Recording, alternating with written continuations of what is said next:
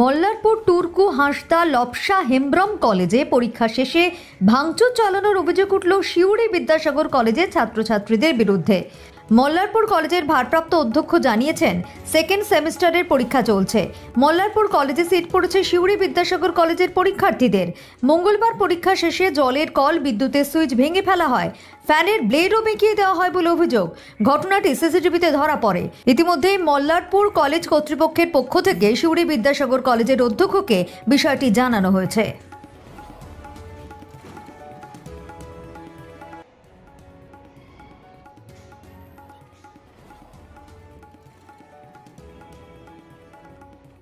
গত মঙ্গলবার বর্ধমান বিশ্ববিদ্যালয়ের সেমিস্টার 2 এর পরীক্ষা ছিল আমাদের কলেজের সেন্টার হিসেবে, এবং আমাদের কলেজেরই গুরুত্বপূর্ণ সেন্টার।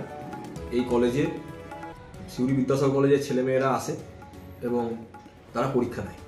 তো কিছু ছেলে তারা মঙ্গলবার বিকেল 5টা নাগাদ কিছু কল ভেঙে দেয় পরীক্ষার চলাকালীন, এবং 8টা কল ভেঙেছে এবং তার সঙ্গে সঙ্গে 306 নম্বর রুমের 2টো ফ্যান ভেঙে দিয়েছে।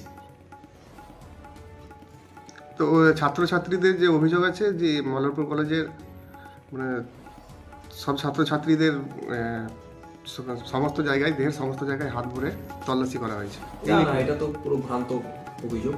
আমাদের টিচাররা কখনোই এরকম করে না, কারণ আমাদের টিচাররা যথেষ্ট কোঅপারেট করে ছাত্রছাত্রীদের সঙ্গে, খুব ভালোভাবেই তারা পরীক্ষা নেয়।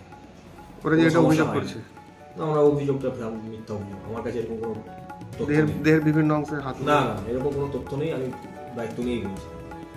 তো এই ভাঙচুর কেন হলো, কি মনে হয়? ভাঙচুর হওয়ার একটাই কারণ, সেটা হচ্ছে যে তারা নকল করছিল এবং প্রচুর পরিমাণে তাদের কাছ থেকে কাগজ পাওয়া গেছে, এবং সেই কাগজগুলোকে আমাদের যারা ইনভিজিলেটর ছিলেন কলেজে ক্লাসে, তারা সেগুলোকে বের করে দিয়েছিলেন, ব্রেন আউট করে দিয়েছিলেন। আর কিছু মোবাইল নিয়েও তারা ঢুকেছিল, সেই নিয়েও তর্কাতর্কি হয়। কারণ আপনারা জানেন যে মোবাইল নিয়ে পরীক্ষা কেন্দ্রে ঢোকা যায় না, ইউনিভার্সিটির যে রুলস আছে। তো সেই মোবাইলটাও আমাদের যারা ইনভিজিলেটরের দায়িত্বে ছিলেন তারা মোবাইল নিয়েছিলেন এবং বাজেয়াপ্ত করেছিলেন। সেই রাগ থেকে তারা এগুলো করেছে। গত বছর এরকম ঘটনা ঘটেছিল। আমি সিউড়ি বিদ্যাসাগর কলেজের প্রিন্সিপাল স্যারের সঙ্গে কথা বলেছিলাম গতদিন।